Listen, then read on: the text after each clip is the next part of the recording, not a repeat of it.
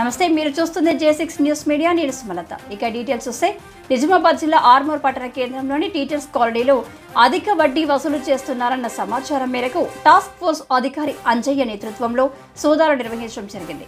ఈ సోదాలో టీచర్స్ కాలనీకి చెందిన ఓ మాజీ కౌన్సిలర్ను అరెస్టు చేసి రిమాండ్ నిమిత్తం నిజామాబాద్ తీసుకెళ్లారు.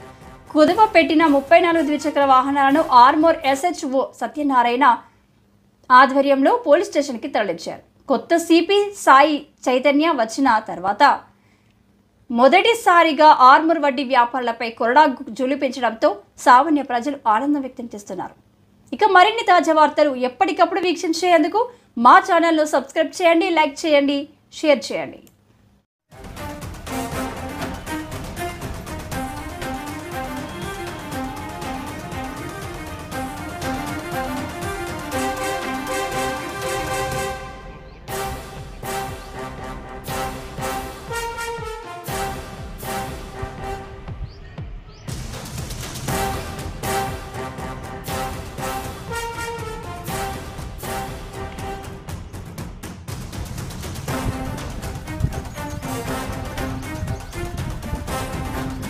మరిన్ని తాజా వార్తల కోసం మా ఛానల్ని సబ్స్క్రైబ్ చేయండి, లైక్ చేసి షేర్ చేయండి.